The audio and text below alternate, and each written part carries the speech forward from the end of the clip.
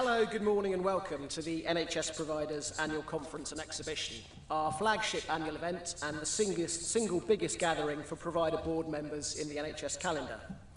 This event couldn't happen without the support of our sponsors, and I'd particularly like to thank our overall event partners Newton Europe and Hopson's and our strand partners Teletracking.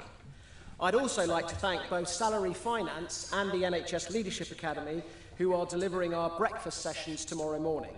And can I please encourage you to support all our commercial partners and spend as much time as possible in our exhibition, which you'll find in Exchange Hall. The NHS Leadership Academy session tomorrow morning will be launching our new joint document From Clinician to Chief Executive, which looks at how we can enable and encourage more clinicians to become CEOs. I urge you to get a copy from the NHS Providers stand that you'll find in Exchange Hall as well. And can I also thank you for coming? I know how busy you all are and how stretched you are and how difficult it can be to take time out. But I hope you will find this event a timely and a valuable opportunity to review challenges, develop and share solutions and network with colleagues. So this is my 7th annual conference and exhibition speech. We spend, I think, a lot of time in the NHS making year-on-year comparisons, but sometimes the longer view is more illuminating. So I thought I'd start by looking at what's been achieved over the 6 years since I delivered my first speech, comparing what providers delivered in 2017-18 to what was delivered last year in 2011-12. It's been a pretty extraordinary story of impressive performance, innovative treatments and improved clinical approaches to deal with rapidly rising demand. Better quality care for more patients despite the pressures the NHS faces. So in August this year, for example, ambulance trusts handled 230,000 more patient calls than they did 6 years ago, a very impressive 32% increase. Mental health and learning and disability trusts have led the world in introducing a new regime of outcome standards designed to improve treatment across early intervention in psychosis, increase access to psychological therapies, and extend psychiatric liaison services in acute hospitals. There's also impressive work being done to increase access to specialist perinatal and eating disorder support and improve mental health crisis care, working closely with our partners in the criminal justice system.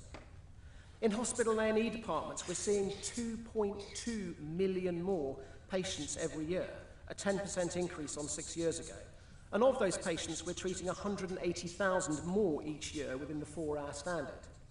Acute hospitals are now admitting 900,000 more patients with emergencies each year, an 18% increase compared to 6 years ago. It's a similar story in elective surgery and cancer. Hospitals are seeing 1 million more patients within the 18-week standard than they were 6 years ago. And GPs are now referring 830,000 more cancer cases to hospitals each year, an extraordinary 75% increase compared to 6 years ago. And 23,400 or 24% more patients are being treated within the 62-day standard than they were 6 years ago. And it's not just a numbers game. As the CQC's annual State of Care reports have shown, all types of provider have, over the last few years, continuously improved the quality of patient care they offer. There are now 18 trusts rated by the CQC as outstanding. 1 ambulance trust, 4 mental health and community trusts, 5 specialist trusts and 8 acute hospital trusts. Every single year since the new CQC inspection process properly got going, the number of providers with an inadequate or needs improvement rating has dropped, and the number of providers with a good or outstanding rating has increased. The quality of patient care is quantifiably improving. And just in case we all thought this was about running harder within the existing model, it's been providers from Northumbria and Nottingham to Birmingham and Solihull and Frimley who are playing a major role in developing new models of care. At long last, we're beginning to get proper national recognition of the vital role that community services play. As the King's Funders argue, they are often leading the way in rapidly improving patient care by bringing primary and secondary care together and health and social care together. And we also shouldn't forget that providers have also led difficult changes to the pattern of services. There are more than 3,000 people who simply wouldn't be alive today had it not been for the establishment of hyper-acute stroke units in London and regional trauma centres across the country over the last 6 years. And even then, that's not the complete picture. because providers have delivered all this at the same time as the longest squeeze in NHS, financial squeeze in NHS history, and one of the biggest workforce shortages in NHS history.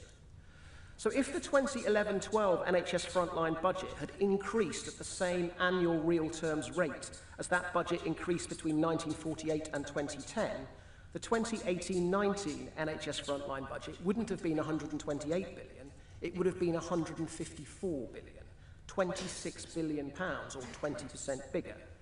In fact, we've only been able to consistently balance the total NHS budget precisely because providers have realised an estimated £15 billion of savings over the last 6 years. All this while significantly reducing the inpatient bed base. There are now 10,000 or 7% fewer overnight inpatient beds, despite England's population having grown by 4% from 53 to 55 million over the last 6 years.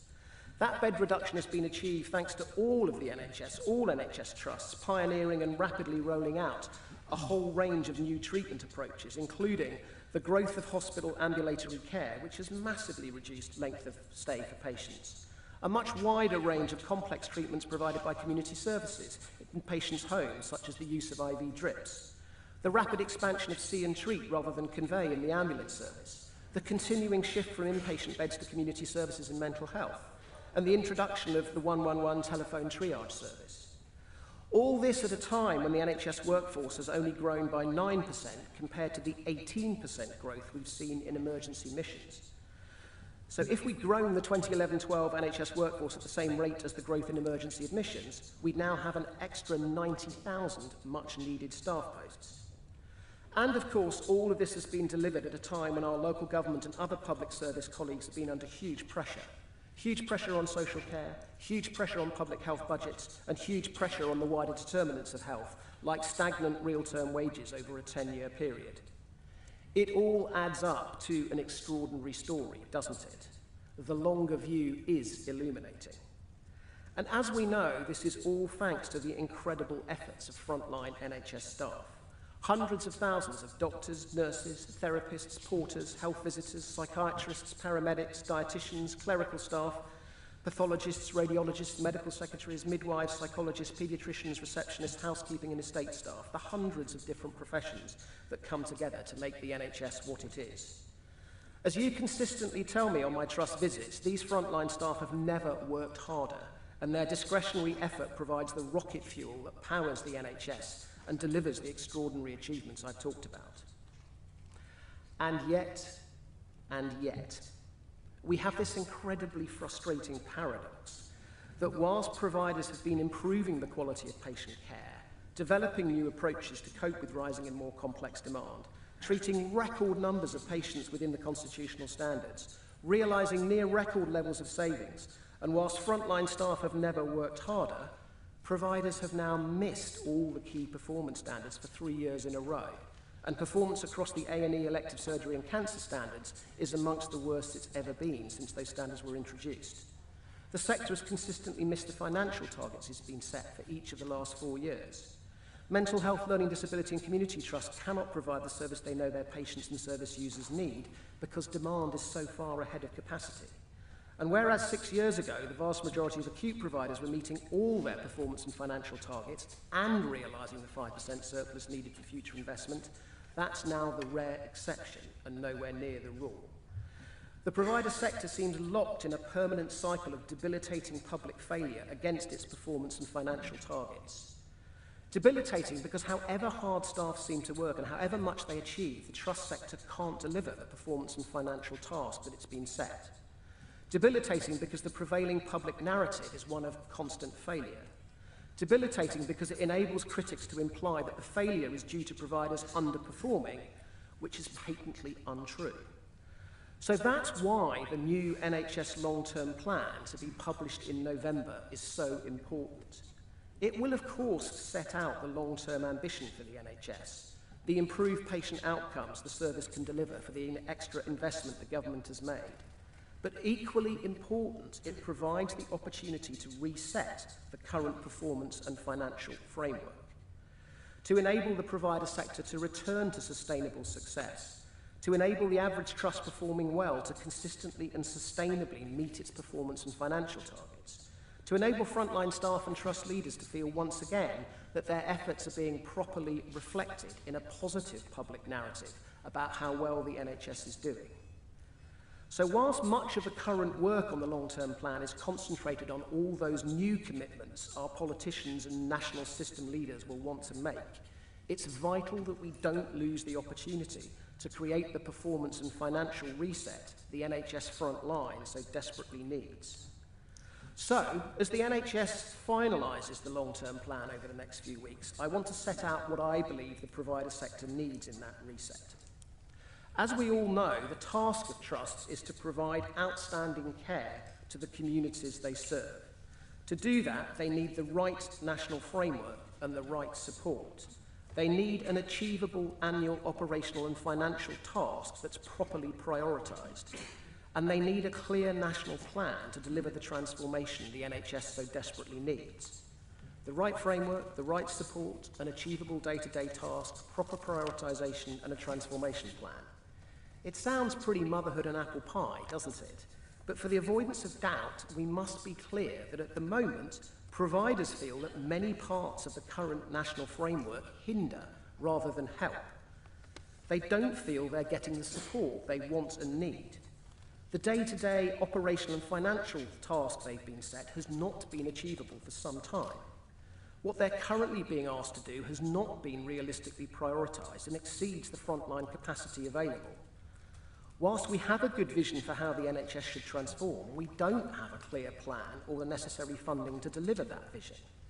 And as a service, we remain confused and inconsistent about how we balance a focus on individual institutions and a focus on local health and care systems. So let me set out what I think Trust needs from the reset in the long-term plan. And I want to talk about 5 things. How working together, we get greater realism on the complex and growing demand that trusts are now facing. We get rapid action to address current workforce shortages. We get a realistic day-to-day operational and financial task. We get a clearer plan to deliver much-needed transformation, including that transition to integrated local health and care systems. And we get a new relationship between national and local system leaders. So let me start with the growing and more complex demand trusts face. It is, of course, the responsibility of trust leaders to provide outstanding care, however much demand increases. That's the job of any team leading a healthcare provider in any advanced Western economy with an ageing population. Indeed, it's a sign of progress and a cause for celebration that our population is living longer. That's the whole point of healthcare, isn't it? But there are a number of things our national system leaders can do to help trust leaders as they grapple with this knotty problem of rapidly rising, more complex demand. At the moment, I think we seem to have this weird disconnect where we all talk about the demand bulge the NHS will face, as though it's 3, 5 or 10 years hence. As the figures I used at the start of my speech illustrate, that demand bulge is already here. We're already experiencing it. And as the House of Lords Select Committee on Long-Term Sustainability pointed out last year, our health and care system is simply not planning well enough to meet that demand bulge. Shifting to new models of care will be key. The NHS can't afford to build another 40 district general hospitals to cope with the extra demand we now face. But there is a challenge here, a challenge that was brought home to me in a recent visit to the Isle of Wight. And if you want a window on the pressures that an older population will bring to our health and care system, the Isle of Wight is as good a place as any to see them. I had a fascinating conversation with the senior A&E staff in the hospital, struggling to cope not just with the extra numbers of people they were seeing, but the increasing complexity of that demand. Rapidly growing numbers of frail older people with multiple comorbidities that absolutely required a high quality of acute care. So whilst they recognised that there were significant numbers of patients fit for medical discharge on the hospital's older people wards, they were also clear that their A&E department and link services would have to expand to cope with these higher levels of complex demand. We will need more care closer to home, but we will also need more acute care. It's both, not one or the other. So what do providers need from the long-term plan here? Above all, we need realism on the size, scope and nature of the demand challenge our NHS faces. And we need that realism reflected in all our plans, priorities and performance oversight. We need much better long-term planning that takes a 10-year view of how demand will grow and change. And we need to start developing concrete long-term plans, health system by health system, on how we will tackle that demand. We need a strategy that provides as much care as possible close to home as possible and ensures that we actually make the required investment in community services rather than just talk about it. A strategy that delivers the focus on prevention that the NHS so frequently espouses, but just as frequently seems to elude us. But a strategy that also recognises, as the Isle of Wight demonstrated, that more acute hospital care will be needed. There are some early examples, some good early examples of where the new care models are starting to flatten the demand curve. But the mistake comes when national leaders turn those encouraging early examples into a hope, a wish, and a consistent system-wide planning assumption that is massively overambitious and cannot be delivered. Providers need realistic annual planning assumptions that reflect the demand that trusts will actually see, not the level of demand national leaders would like them to see, with an appropriate margin for error and more rapid growth than we were expecting. Being more realistic than we've been this year when, to just choose one example, trusts were asked to plan for 2.3% emergency admissions, despite the fact that last year emergency admissions increased by 3.7%. And what's happened? In the first 5 months this year, emergency admissions have grown by 6.1%, nearly 3 times the rate the planning guidance suggested they would. So in short, the reset in the forthcoming long-term plan must avoid the over-ambitious demand assumptions that accompanied the 5-year forward view, over-ambitious assumptions that led to an undeliverable provider task over the last few years. The second of the 5 areas the reset needs to focus on is how we move a lot more swiftly and decisively to address the workforce shortages providers currently face. You just have to read the Health Service Journal to see how serious these problems have now become. Over the last 3 weeks, there have been stories of more A&E departments having to close due to lack of staff, a district general hospital having to consider stopping all its elective activity due to lack of staff, mental health out-of-area placements in some parts of the country that we are working so hard to reduce, increasing due to lack of staff. It is, of course, the responsibility of trust leaders to ensure their trusts have the right workforce with the right skills in the right place to consistently provide outstanding care, but they need the right national framework. The long-term plan will, I'm sure, chart the long-term course for growing our workforce, providing our staff with a reasonable workload, making the NHS a great place to work, and addressing the issues around diversity and an unhealthy bullying culture that currently scar the face of our NHS. I also hope the long-term plan will propose a structural solution to the hopeless split in responsibilities for workforce issues between Health Education England, NHS Improvement, the Department of Health and Social Care, the professional regulators such as the GMC and the NMC, and organisations like NHS Employers. But this is not enough. We do need to avoid hyperbole, but hasn't the time come to treat the workforce shortages providers now face as the crisis they have now become? Because dealing with a crisis requires a degree of urgency, coordination and focus. Dealing with a crisis brings all the relevant players into a single space to develop new solutions at pace. Dealing with a crisis means being willing to consider approaches that might carry a degree of risk, but are clearly better than the steady-state alternative. Isn't that what's now needed?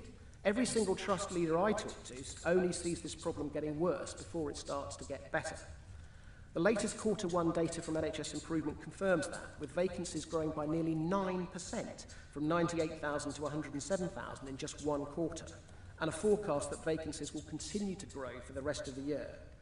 Yes, of course we need the right long-term strategy, like ensuring we grow our domestic supply, but isn't now the time for short-term crisis measures? Measures like the arm's-length bodies and trusts coming together to work out how we can provide short-term incentives to encourage those who've left the NHS to return to work. The government and the NHS coming together to work out how we can, for a short period, bring in significantly more staff from overseas. The NHS and the government coming together to solve the pensions cap issue, which is robbing us of so many experienced senior leaders and experienced medical staff that we can ill afford to lose. Local systems coming together to plan where temporary changes to current patterns of service are needed before those services become unsafe and literally have to shut overnight. Regulators, trusts and professional bodies coming together to work out how we can quickly give other staff groups, particularly the new roles we are creating, some of the clinical permissions that can currently only be held by registered doctors and nurses. These are potentially challenging ideas, but I suggest them in the spirit that we have to move with much greater purpose and speed to address current workforce shortages. Let me turn to the third of the 5 areas where the reset needs to focus, and that's giving providers a deliverable day-to-day operational and financial task. I don't envy Simon Stevens and Ian Dalton in their task of drawing up the new long-term plan. There are too many demands for too little money. It is, of course, right to be ambitious to deliver improved outcomes, particularly in areas like cancer, where the NHS lags our European neighbours, and mental health, where the level of unmet need is simply unacceptable. We must invest quickly to improve the NHS's shockingly underdeveloped IT infrastructure. And we all know that the way our health and care system currently provides services is now unsustainable, so we must fund the transformation we desperately need. But all of this has to be balanced with giving trusts and frontline staff a deliverable day-to-day task.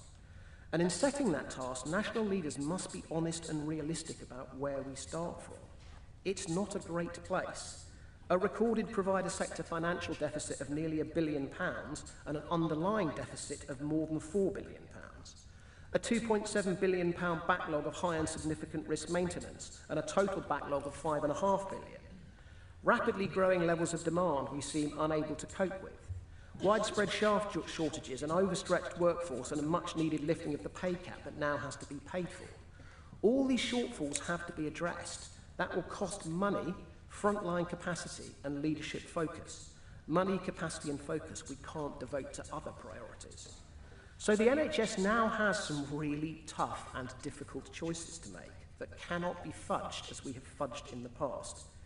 If you look at the long-term plan from a Treasury and a Number 10 perspective, the whole point of allocating the money first is that the NHS has to rigorously, conclusively and definitively demonstrate that the plan matches the money.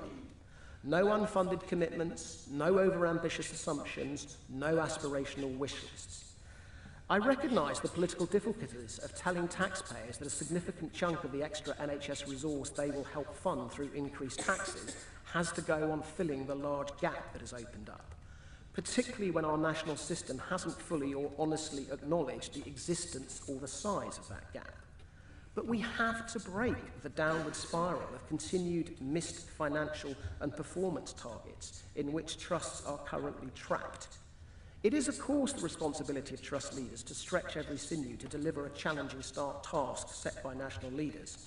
But as the last 4 years have shown, no one benefits if that task is beyond challenging and is undeliverable. So what do we need from the long-term plan here? We will want to recover performance levels to meet NHS constitutional standards. Trusts spent the best part of the last decade achieving those standards, and they are the best proxy we have for the quality of patient care we should be providing. We may want to modernise and update the standards to reflect today's clinical practice, but I'm yet to find anyone who wants to abandon the performance levels implicit within them. But if we are going to recover performance to those levels, national leaders must be realistic about how much that will cost and how long that will take. The Prime Minister's also made it clear that over the medium term, no NHS organisation should be in financial deficit. National leaders must be similarly realistic about how long that will take and how much that will cost. Many of the biggest individual deficits are due to stubborn, long-running structural issues that will have to be addressed before those trusts can retain a sustainable surplus. Recovering a deficit in a cold climate with a squeezed tariff where the easy cost savings have already been realised is also a much tougher proposition than the warmer climate of 15 years ago. In addition, over the last few years, national leaders have used overambitious efficiency assumptions to make the money balance. The result, as the report on efficiency NHS Providers has released today shows, is that just as night follows day, an overambitious efficiency target just leads straight to a larger provider sector deficit. So just as we need realism on the levels of demand the NHS will face, we need realism on how much efficiency can be delivered. And then when you take all of this together, we need to explicitly measure the overall provider ask. Provide performance recovery, financial recovery, efficiency, new commitments, transformation. That must all be measured against current provider capacity and capability, particularly current workforce capacity. Because there's a real danger here of asking for too many things too quickly when the NHS has too few people and too little money. And it's vital that the provider sector is fully involved in assessing whether that overall ask is deliverable. So I've talked about demand, workforce shortages and a deliverable ask for providers. Let me come to my fourth area, which is what do providers need from the long-term plan on transformation. It is, of course, the responsibility of trust leaders to lead the transformation of their trust and working with local partners to lead the transformation of their local health and care systems. If we carry on doing the same things in the same way, we'll just get the same results. The good news is that thanks to the work of the new care model vanguards and other pioneers over the last few years, we now know what changes we need to make. The challenge is to consistently drive those changes at scale and pace. The new care models programme has shown the power of creating powerful neighbourhood hubs that bring together primary care, community services, social care, community mental health services, and some acute services, bringing them together into a single, seamless, integrated service. A service that works 24 hours a day, 7 days a week, and offers a single point of access. A service provided by a single multidisciplinary team, using a single integrated care record, and a whole population approach that identifies those most at risk, with dedicated care coordinators to support those patients, encouraging and enabling them to take more control of their own health and well-being, with a strong emphasis on better prevention. We know this works, so the long-term plan needs to set out how we will spread this approach. 6 years ago, when I did my members' visits, no one ever talked about primary care. Now everyone talks about how trusts can only provide high-quality care with a robust, reformed primary care sector, operating effectively at scale in their local system. Again, we know there are lots of different ways of achieving this. Modality-type super partnerships, effective GP federations, trusts acquiring GP practices as in Wolverhampton, trusts creating joint ventures with primary care as in the Oval and other places, or the new integrated provider partnership the CCG Trust and GPs are seeking to establish in Dudley, to name but a few.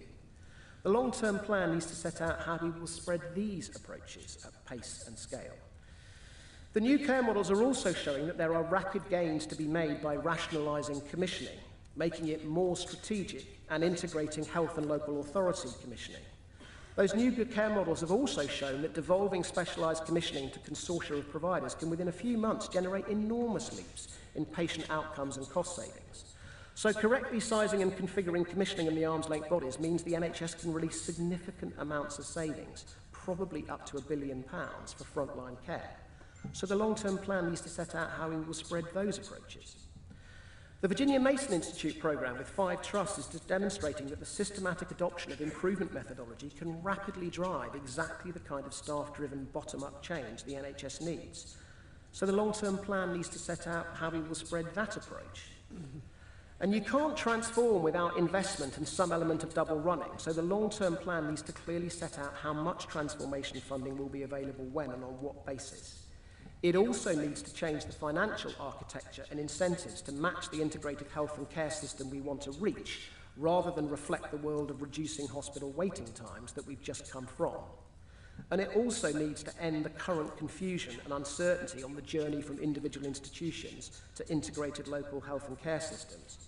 As we set out in our latest briefing on the progress of SDPs, providers need more clarity on the desired final destination, more clarity on what the NHS will do at each of regional system, place and neighbourhood levels, more clarity on how much variability between different systems will be allowed and desired, and more clarity on how we navigate the legislative constraints that none of us want, but all of us need to acknowledge do actually exist.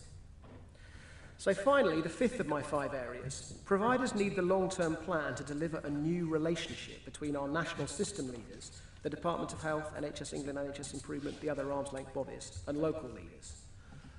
Of course, local leaders are responsible for balancing that trinity of finance, quality and access to provide great care to the communities they serve, but they can only do that if they have the right policy framework and the right support from national system leaders. And uncomfortable though this may be, the current relationship between national system leaders and local leaders feels too one-way, too top-down, too command and control, rather than a partnership of equals, too directive rather than genuinely collaborative, and too much about national system-level assurance rather than trust-level support. Everyone in the trust sector welcomes Dido Harding and Ian Dalton's commitments to change this relationship, but as we all know, changing large organisations so that everyone is aligned with a new top leadership approach takes time, focus and clarity of purpose. 6 years ago, I joined the Foundation Trust Network, not NHS providers. And I know that the foundation trust concept has become discredited in some places. And of course, we all recognise that pursuing the success of the individual institution at the expense of the local system is yesterday's model that is now firmly dead. But there were some key ideas behind the foundation trust model that are absolutely vital. We mustn't throw the baby out with the bathwater. You can only manage annual budgets of up to £1.4 billion, deliver services for populations of up to 1 million with very different needs, and lead workforces of up to 30,000 staff locally. Local trusts, and in the future local health and care systems, running local health services for local communities. Local trust boards and over time new local system governance mechanisms being accountable for the delivery of those local services. Local leaders empowered to innovate and develop new ways of providing care whilst working within a national framework. Now, I recognise that the NHS pendulum often swings between devolution and centralisation. The Foundation Trust model rightly gave the pendulum a strong pull towards devolution. But there is real concern amongst trust leaders that the pendulum is rapidly swinging back towards centralisation. Let me just take two areas: chief executives' appointment and remuneration, and the creation of annual budgets and plans. It must be local chairs and boards who appoint their chief executives and decide their pay. Of course, trusts should listen to NHS improvement views on who they believe would make the best chief executive and any national guidelines on senior manager pay. But in the end, it is local leaders who are accountable, and they must be free to make their own appointments and decide what those senior leaders should be paid. It must be local leaders who decide what their annual surplus or deficit should be, and in so doing, strike that all-important balance between quality and money. That must, of course, be in discussion with NHS Improvement and NHS England, but in the end, it must be local leaders who decide what is deliverable and what is not, what is safe and what is not. It is local leaders who have the best and the most information. It's local leaders who understand the needs of their local communities. It's local leaders who have to own the local delivery task and carry the can if things go wrong. Either we trust them or we don't. Either we give them the right to lead local services and then hold them responsible, or we don't. If NHS Improvement and NHS England make these kind of decisions and impose them on local leaders, we dangerously blur accountability. We risk the sense of local ownership of a very difficult but important delivery task, and we stifle the energy, innovation and drive that is vital to achieving that task. So providers need the long-term plan to commit the new NHS Improvement NHS England joint venture to work with local leaders to agree how the key processes like senior appointments, budgeting and performance management will actually work.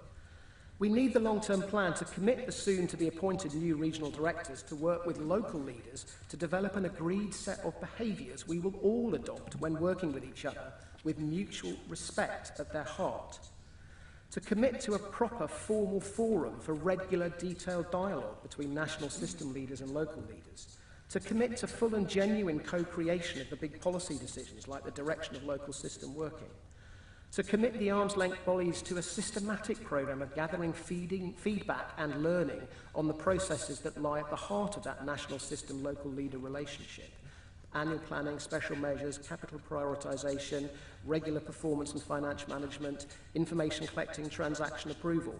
All of these processes need to work equally well for both local and national leaders. If we want trust to continuously improve by being brilliant listeners to the patients they serve, we need the arm's-length bodies to be brilliant listeners to local leaders they say they want to support. So let me start to wind up by saying that we do need to avoid overloading the long-term plan with unrealistic expectations that cannot be met. There are other things that need to happen too. The government needs to avoid a Brexit that damages the NHS. It must ensure the NHS has the capital public health and training budgets it needs when the next spending review completes its work. And above all, it absolutely must develop a robust long-term solution to social care. In the words of one trust non-executive at a recent NHS Providers member dinner with the Local Government Association, now is the time for men and women of good conscience to stand up as one and say, we cannot carry on like this with social care. Something has to be done. I couldn't agree more. So it isn't just about the long-term plan, but that long-term plan does present an important opportunity. if it is honest about the demand challenges, if it quickly tackles current workforce shortages, if it sets an achievable frontline task, if it brings clarity on how we will actually deliver transformation, and if it creates a new relationship between national system leaders and frontline trust leaders based on mutual respect, then you, those frontline leaders, can do what you do best, provide outstanding care to the patients you serve. Let me finish with a very brief reflection on NHS providers, using the 6-year context I started with. I am immensely proud of what we've achieved over those 6 years. We now have every single trust in membership. We have become a powerful and effective voice that speaks truth to power. We've become a trusted and influential system partner, helping to generate effective solutions like the Aspiring Trust Chief Executives Programme. We have massively expanded our support offer from our networks and briefings to our development programmes and this conference and exhibition. And the full range of our development offer, by the way, is in a brochure which you will find in your delegate's bag. We've also built a professional organisation with real strength in depth and a fantastic team that it's a privilege to lead. I became the NHS Providers Chief Executive because I thought frontline trust leaders with incredibly difficult jobs deserved and needed more support from a world-class membership organisation. So nothing gives me greater pleasure than to see in our latest member survey that 99% of trust chairs and CEOs are satisfied with what we do. 98% of you believe that it's important for your trust to be a member, and 99% of you would speak positively of NHS providers. Thank you for your support, thank you for coming, and I hope you enjoy the conference and exhibition.